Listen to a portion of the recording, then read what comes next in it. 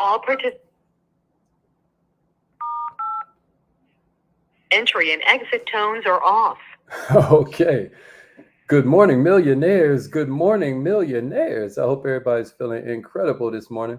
My name is Haziq Ali. I want to welcome you to another edition of Good Morning Millionaire, the only morning show for entrepreneurs that's dedicated to helping you go further, faster, with less effort. We do this 5 days a week, Monday through Friday. Make sure you turn on your notifications, whether you're watching on YouTube, Facebook, LinkedIn, or Twitter. What we want you to do right now is turn on your notifications so that you never miss a show.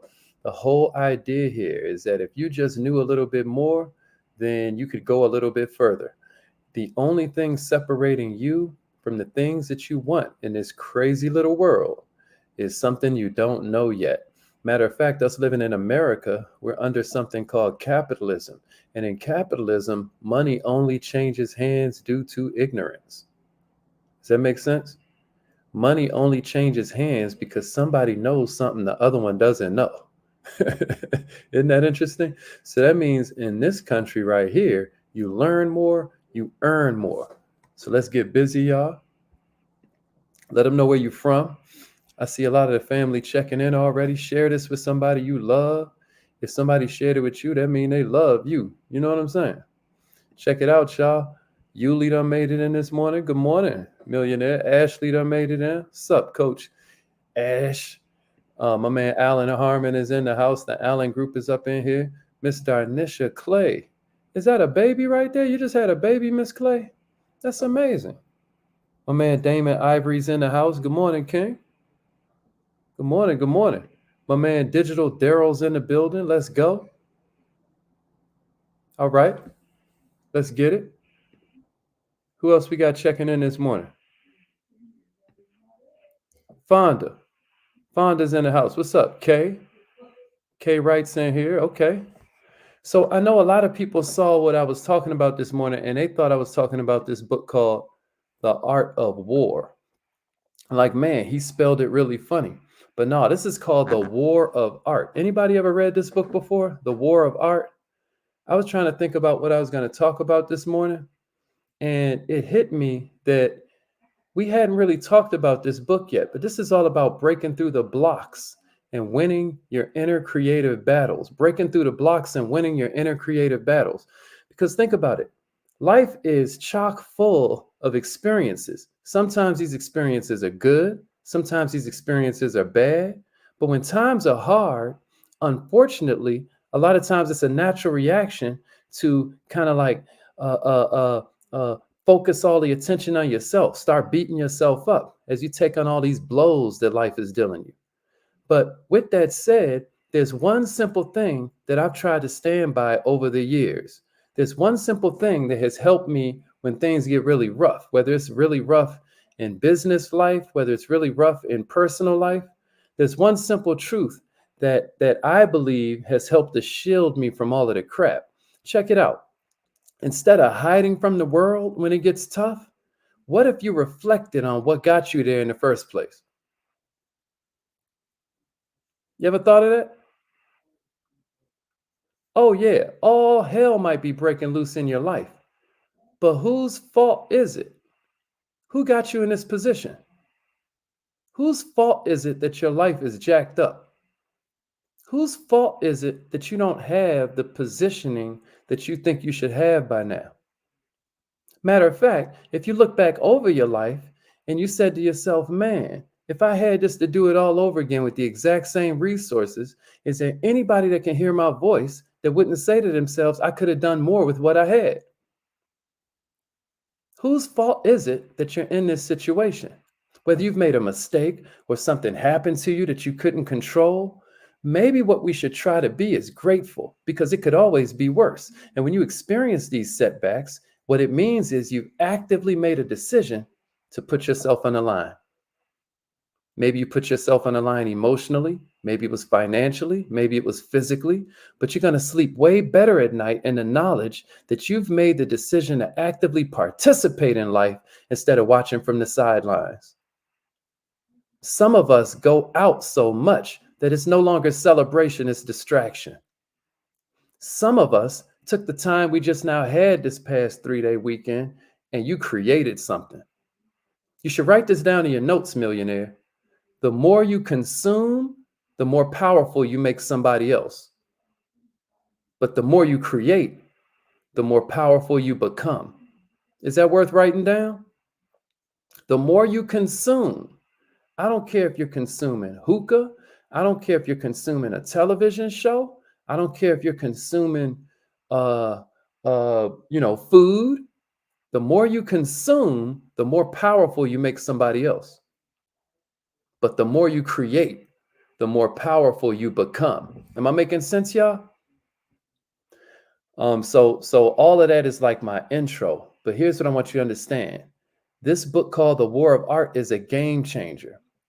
And in the book, this guy, Steven Pressfield, he breaks down this concept called resistance. And he talks about how if you're a professional in today's world, you should never be under any illusion that your potential ain't going to be full of challenges, inequality, hardship, lucky breaks, sometimes good luck, sometimes bad luck. It's all working for you, baby. And this book is split up into 3 different sections. The first book is where he introduces and describes this force that he calls resistance. This is the force that keeps us from achieving our calling, resistance, right? The second part of the book, it teaches us how to combat this invisible force, this invisible foe, this invisible enemy, right? This inner me. And then the third part teaches us how to move past the resistance. So I'm going to give you like a couple of the lessons that I thought were good, but in no way, shape, form, or fashion should this be intended to replace you getting into the book itself. Everybody with me? All right, here's life lesson number 1. Everybody write this down. Check it out. Embrace fear. Embrace fear. Write it down, y'all. Embrace fear. See, this is the thing, y'all. Resistance feeds on fear. We all feel fear in the face of resistance. A bunch of us just can't conquer it. A bunch of us can't recognize it and name it and therefore control it. And so we can't conquer it. But what Pressfield talks about in this book is that fear is actually a pivotal moment in our journey. Instead of when you get scared, you going to your favorite Netflix show. Instead of when you get scared, you start an argument with your significant other. Some of y'all start arguments and you look for excuses to duck off from doing what you're supposed to do.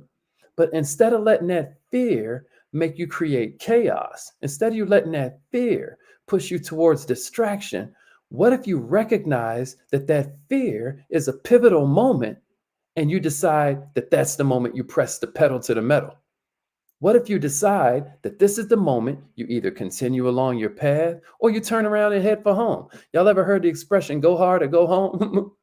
The more scared you are of something, the more it means to you. The more it means to you, the more it has the potential to change your life.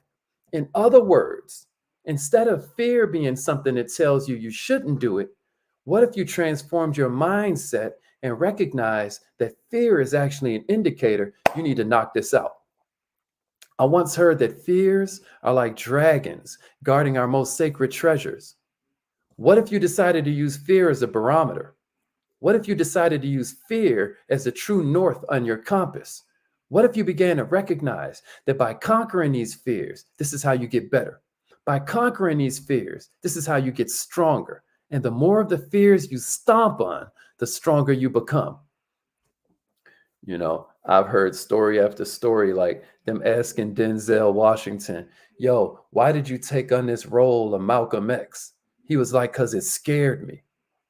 In most cases, y'all, the more significant a risk you take, the bigger the reward. As a matter of fact, the only real risk in this crazy life is being too afraid to take any risks at all. Our job in this life is not to shape ourselves into some ideal we imagine we ought to be. Our job in this life is to find out who we already are and become it. You hear me? Here's the second insight I got for you. Live your best life. Live your best life. This book reinforces this over and over again. I love Books, y'all. I love books.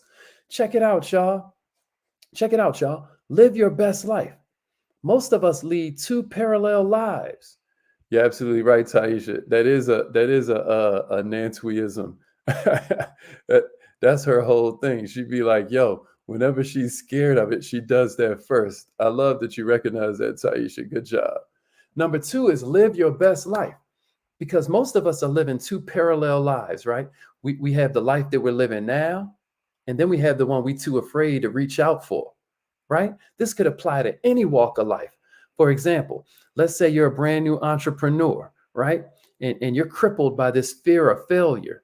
Or let's say you're a writer, you're a novelist. Maybe you have a book inside you that you've been thinking of, right? But you're afraid of that blank sheet of paper. Maybe you're an artist and you can't pick up your paintbrush. Maybe you're a musician and the hardest thing in the world for you is to open up that instrument case, pull that instrument out and practice. Check it out, y'all. If you can see a life on the other side of the tracks that you're too afraid to live, you're suffering from resistance. Maybe you're suffering from this pushback of resistance. Can you imagine how different our lives would be if J.K. Rowling hadn't taken that leap of faith to sit down and write in that coffee shop and jot down these notes that became Harry Potter on those napkins? Can you imagine how different our lives would look if Richard Branson or Steve Jobs hadn't taken that leap of faith? Here's the beauty, y'all. You can't start with iPhone 13. You got to start where you are. You got to recognize your first is going to be your worst anyway, and just get busy. Somebody say, bust a move. Here's the third one I got for you. There's no room for amateurs. There's no room for amateurs. Check this out, y'all. Did you know the word amateur comes from the same word that we get amore? You know, you're talking about French and it's, or I think it's Italian. When the moon hits your eye like a big piece of pie, you know, that's amore, right? Amore is the same exact word. You know, amore means love, right? Amateur and amore have the same root word, which is love. Check this out, y'all. Amateurs only do the stuff they love. Amateurs only do the part of the task that they love. That's not a professional. A professional doesn't feel like it and they do it anyway. In this world right here, there's no room for amateurs. If you're going to be successful, you got to approach your work the way a professional does. This means you're punctual. This means you're dedicated. This means you're committed. This means you're conscientious. And at the same time, you're mastering your skills, even though you're humbly accepting feedback. You're humbly accepting the compensation that you deserve. You got me? But you understand you're forever a student. I learned that from watching karate movies when I was a little kid, because every single time, and Taisha knows where I'm going with this, right? Every single time at the end of the movie, the student beats the master. What that taught me is never be the master. Stay forever a student. Millionaires, if you're going to be a professional, then you got to strive to maintain that healthy disconnect between yourself and your vocation. This means you can't take yourself too serious all the time. This means you got to learn to work well with other people. And this means whatever it is you choose to do, if you will embrace this perspective, you can transform yourself from amateur to professional. Once you begin to start looking at feedback like it's the breakfast of champions, instead of feedback as another opportunity for you to take something personal, blame everybody else, and stay stuck in the exact same place. You got to remember, this is your life. Now, never take feedback from somebody who's failing in that particular area unless they're telling you what not to do. You dig what I'm saying to you? But that ain't the problem a lot of us have. The problem a lot of us have is this person is qualified to give the feedback. You know that they have care and concern for you. In some cases, they benefit when you win, and you still won't take the feedback. You still take it personal. You still feel like everybody else is the problem while your life is in shambles. It's an interesting point of view. How is it that you have the judgment for everybody else and your life is the one that's jacked up? Maybe at the end of the day, we need to start looking at feedback like it's the You know how I always say it, D Money. I'd be like, yo, use the fools as fuel. Use the fools as fuel. You got me? Here's number four. Here's number four. Every passing second. I only got 6 of these for you, y'all. We almost out of here. Y'all with me? Y'all with me? Check it out. Here's number four. Every second that passes is a missed opportunity to choose a different path. Jim Rohn said this one beautifully. He was like, if you don't like your life, change it. You ain't a tree. If you don't like your life, change it. You ain't a tree. Check it out. Every second that ticks by is another missed opportunity to make the changes that you need. Every second that ticks by is another opportunity for you to have a more satisfying lifestyle, for you to have a more fulfilling career path, for you to be better for your customers, for you to create more value for your clientele, for you to have a better mousetrap that you can put out there in the world when people still have the problem. Every passing second, you got a chance to do it over. You can sit around and beat yourself up about the time has passed. You can sit around and look at everybody else's story and say to yourself, they seem so much further ahead of me. I'll never catch up with them. Or you can sit there and dream and say, oh, one day I'll be on the same level as them. Man, there's no way that they can win and I know them and I can't. There is a way they can win and you know them and you can't. We hear the stories all the time about how people had to eventually change up their circles because they had to get rid of the mediocre. Don't mess around and be the mediocre that gets gotten rid of. Don't mess around and be in a circle so much and you're refusing to learn the alphabet and they're discussing how to write novels. You're going to jack yourself up. I know that you've always been taught you're the average of the 5 people you hang out with, but sometimes God is putting these people in your life to be an example. Sometimes God is putting these people in your life to be a warning, but all the time it's up to you to decide which is which. Every single second that passes, you got an opportunity to choose a different path. And maybe it's time for you to stop seeing these people and start being these people. It's this song I've been listening to. It's like, man, you know them, you know us, you know them too. You know everybody, but who are you? Right? There's another song that says, hey, if you are who you say you are, a superstar, then have no fear. Y'all know that one? Check this out. It's this moment right here when you hang up this call. It's this moment right here when you get off this training. It's this moment right here after you finish watching this replay that you got to beat back resistance. This is the moment where if you let resistance pop in, it's going to manifest itself in vices, in time-wasting activity, depression, anxiety. This is just different forms of resistance. And what this book aims to do, right? This book helps you to recognize when it's starting to rear its ugly head. So the minute it does, you can beat it down. Here's the 5th life lesson that I got from this book, The War of Art. Is this good so far, y'all? Man, it's been so long since I read this book. I pulled this one out the archives for you. I hope you're getting it. I hope this is making you want to visit the library. Here's the 5th one, y'all. Long-term activities equal resistance. Long-term activities equals resistance.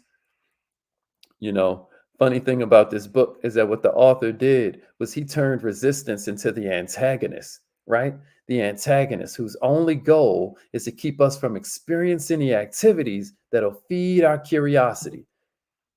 Resistance, it has as its only goal to prevent us from experiencing the activities that'll stir the soul.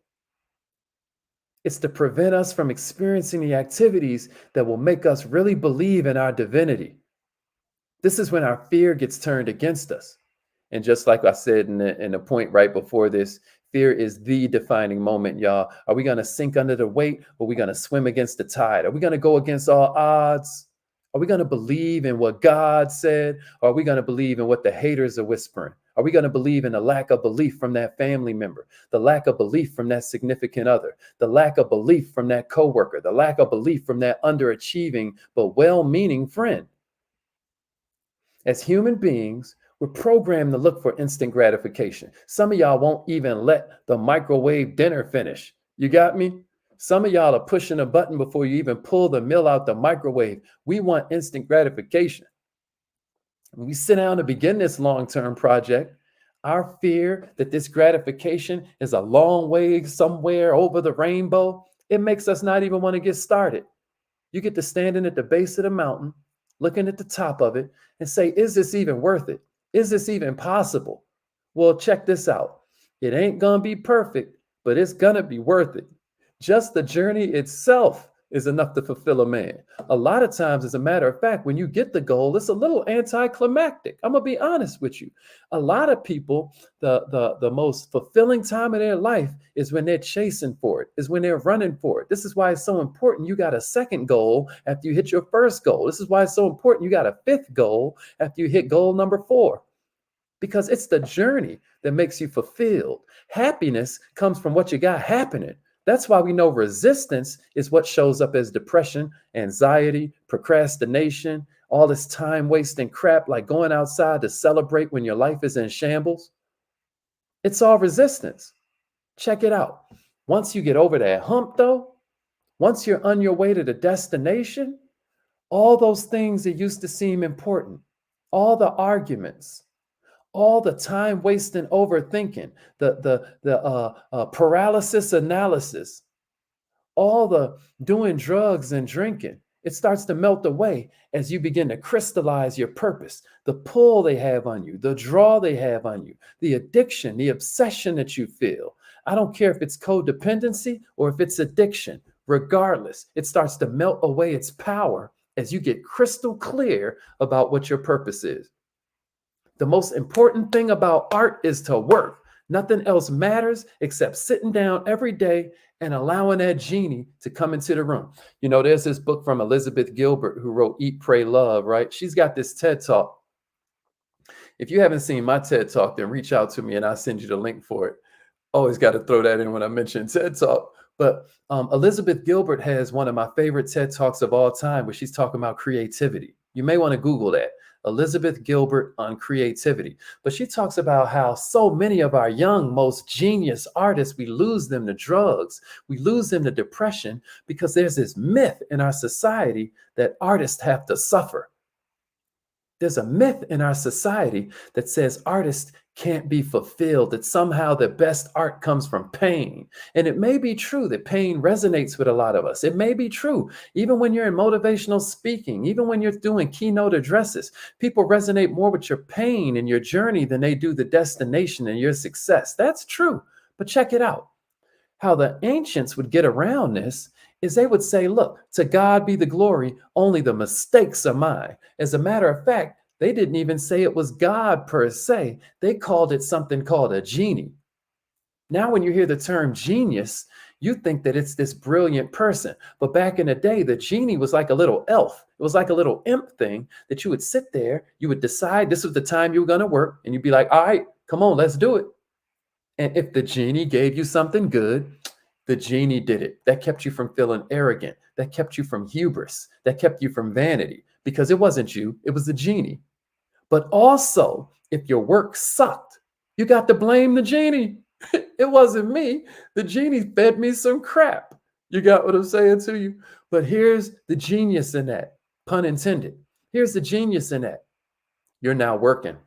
Any musician will tell you the hardest part of practice is opening up the case. The hardest part of practice is opening up the instrument case.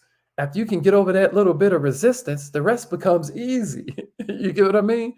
This is what Steven Pressfield means by the most important thing about art is the work. And if you've taken our class on habits, you know we're a big fan of you doing a micro habit. Let's say you want to start going to the gym and you want to make it a habit. Don't go there and work out so hard you never want to walk in there again. No, what you do is a little micro version of it, right? Because now you're starting up the habit, because the hardest part is getting started.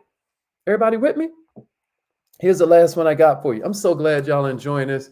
Hey, make sure you like this thing. Make sure you share it with some of your family and friends. Make sure you share it with another entrepreneur. The life you save may be your own. That seed you sow just might schedule the harvest right at the time you need it, baby. One thing about this world, what goes around comes around. I believe that the reason that I function under God's protection the way I do, despite my flaws, despite all of my shortcomings, despite all of my little idiosyncrasies and weird parts of myself, right? Is because God knows that at the end of the day, I'm here to serve. And I believe that the way God has created us is once you serve, you deserve. In my TED talk, I talked about it. You might get oxygen from this plant and feed carbon dioxide to a whole nother plant. That's the universe, baby. We're all one. Like unicycle, like unicorn is one horn. Universe means we're all one. Like a Frankie Beverly song. Y'all got me? So here's number 6. This is the last one I got for you this morning. I hope this was helpful. Avoiding procrastination is a major topic in this book. Listen, man, this whole weekend, I might have been somewhere. I bet I was on my laptop at the same time. I'm sick of procrastinating. There are certain projects, and thank you so much for all the feedback from the book, y'all. Y'all don't know. Y'all got me ready to knock out book number 2 and 3. Based on the feedback, man, I am really touched in a real special place by the feedback. Thank you so much, and keep it coming as y'all begin to kind of go through it. That's why we included the audio book with the ebook, because some of you, aren't really finding the time to read anymore. So we got the audio book in there. So I really want to say that I really appreciate the love, y'all. But all right, number 6 is avoiding procrastination, because the most potent tool in all of resistance is procrastination. We're always faced with a decision when we're posed with a task we're too afraid to do. But if we keep on avoiding the task, all we're doing, it's like if you keep on sweeping dirt under the rug, eventually that dust bunny is going to get so huge, right? I mean, you can't avoid it. We've always got a choice that we're going to deal with it or keep on avoiding it. But when you fall into the trap of avoidance, what you're doing is you're shrinking your productivity. And when you shrink your productivity, you're shrinking your potential. And when you shrink your potential, before you know it, your whole life is a warning to people instead of an example. So many of us have all the elements of a legendary story. We just got to finish that bad boy off with something that represents excellence. That's your art, millionaire. That is your mission. That is your duty. That is something different than just a responsibility. That's a duty. Millionaires, you've got to fight it at all costs. And so in this book, he gets really stern. He's going to get kind of provocative in certain points. But what I love about it is not only does he tend to pinpoint exactly why you aren't achieving your best life, but he also shows you precisely what you're afraid to do. So if you read this book, if you study it, if you apply these simple lessons, you're going to find out we all got everything we need to have everything we want. I hope this was helpful for you, y'all. It's affirmation time. Speaking of reconditioning your mind, speaking of, everybody knows they're supposed to do affirmations. Do you know how rarely people do them? People don't be doing their affirmations, y'all. And then they watch people like me's lives just keep on. I'm going to tell you something. You mess around and combine doing affirmations with that vision board that you don't look at enough. And some of you look at the vision board, but you don't imagine yourself using and experiencing the things on your vision board. You're playing, y'all. You're playing. This is why I'm always reminding you not only whose you are, but who you are. You know, we were made in God's image. Right? If I said I had a pet and it was made in the likeness and image of a goat, what would you say? You'd say I have a goat. If I had a pet and I said it was made in the likeness and the image of a kitten, you would say I have a kitten.